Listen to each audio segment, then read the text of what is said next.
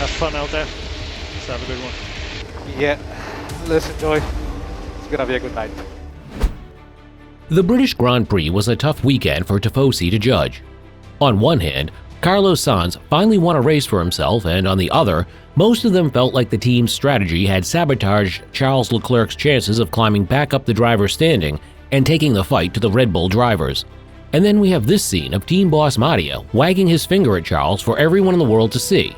So what was Ferrari thinking during the safety car, and what did Mattia say to Charles in that finger-wagging moment? Well, you're going to have to stick around to find out. We all know by now that Ferrari has the tendency to fumble the bag, if you will, with many race wins lost to poor decision-making. And this past weekend was no different, at least in the case of Charles.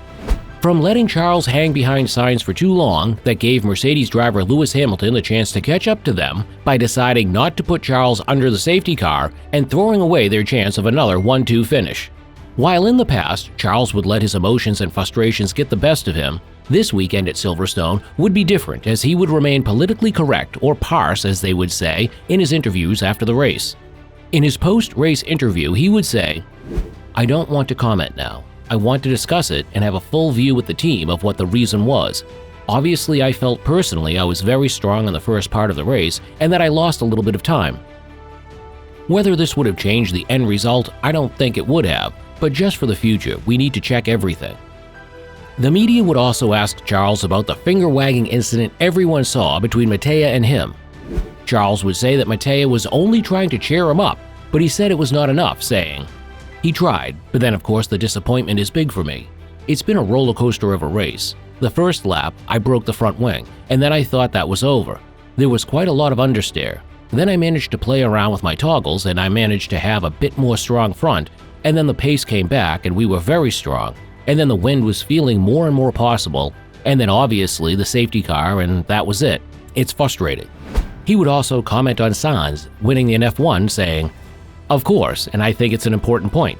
I am disappointed on my side. I don't think there should be a headline on what is an amazing first victory for Carlos. It was a dream come true, I think." Look at the slipstream effect, and Dan Ticktum's getting involved as well. Whenever you're a child, you dream of this moment, and especially with Ferrari. So he needs to enjoy it this day, and hopefully next time it will be my day. The media would ask Mattia about what he had said to Charles at the moment. We all saw he would reply with, "First, I knew that he was disappointed and frustrated, which is understandable because he was clearly leading the race and he was comfortable but going very fast at the time when the safety car came out," Bonotto said. And for him today was a great opportunity in terms of the championship because he was leading while Max had some problems. So then the safety car came out and he had a difficult, let me say, end to the race, and no doubt he was disappointed. So when I met him, I knew he was disappointed. But what I told him, if you did a fantastic race once again, because he did a fantastic first lap of the race battling. Now the next head-scratching moment for everyone was Ferrari's decision not to pit Charles. This decision left Charles vulnerable at the restart of the race as everyone behind him were able to pit and change to a new set of softs. To add on to that, his own teammate Carlos Sainz was smelling blood in the water, with Shaw restarting the race and an old set of hards. And later on decided to take matters into his own hands even though he was instructed to wall off the other teams for Charles. Obviously, everyone in the world, especially the media, would want to understand what Mattia and his team were thinking, and Mattia would answer these questions by saying, "What happened was our two cars were too close to stop both of them, so we had to take a decision on which one to stop. We were the only ones with two cars fighting for good positions. The other teams had one car, and certainly the decisions were a lot easier.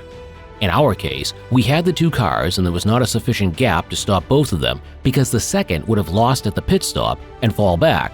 So why then, by deciding to stop one, did we stop Carlos? Because Charles had a track position and was leading. So he would have remained the leader of the race because his tires were fresher than the ones on Carlos's. I think 6 or 7 laps less than the ones Carlos had and in better shape. And Carlos, by stopping and still being second, he would have stopped the others at least in the first couple of corners when we knew starting on their hard tires would be most difficult. So this was the reason we decided, and then we were hoping for more tire degradation on the soft to give Shaw maybe a difficult 3 or 4 laps initially, but recovering later on, but the soft didn't degrade as we were hoping. Mattia would also be asked on whether or not he thinks the team may have missed out on the opportunity to give Charles a chance to gain ground. On driver standings leader Max Verstappen, who struggled throughout the race with bodywork damage to his RB18, to this Mattia would reply with, "What would they have done differently? I think the decision we took was the right one, the proper one. Each single time, should we have stopped at the safety car, is maybe the only one we are questioning. I think if we would have stopped him, maybe the others would have stayed out, and he would have been fourth on soft tires on the other side. Would he have been able to recover the position? Not sure. I think that obviously with hindsight, it's easy to say that we could have done something differently. Once again, we have a safety car at the wrong moment when we were leading the race comfortably." And while we could all hear signs of arguing with this race engineer before the start of the race, Sainz would tell the media that he believed that the team handled the whole race perfectly, saying, "Honestly, I think today the team managed the race really well. I have nothing bad to say. At one point, we switched positions when we were at the risk of losing positions or getting cut by Lewis.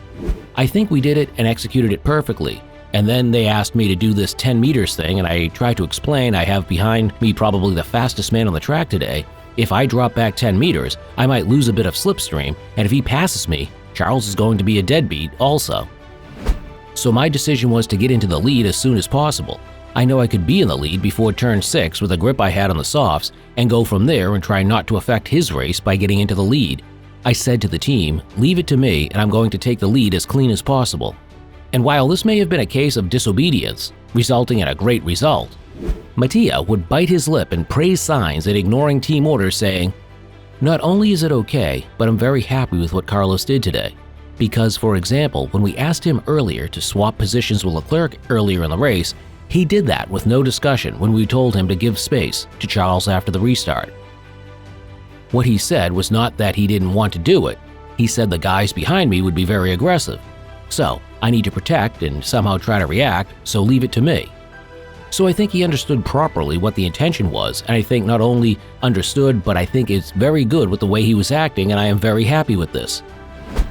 Even now that we have clarifications as to what Ferrari was thinking during the safety car restart, it feels as though Ferrari have always chosen Charles to take the unnecessary hit for the team. This first happened in Monaco when Charles was in position to win his home race, but that wouldn't come to fruition by fault of the team's strategy. But even so, Charles is only 49 points behind Max Verstappen. Now as we speak, and if anything, Charles is only 49 points behind Max Verstappen now as we speak, and if anything, being the fast car out there on damaged wings is a good sign for that, Charles can produce with a full and stable setup. But what do you think? Was this as frustrating as Monaco, or was it even worse?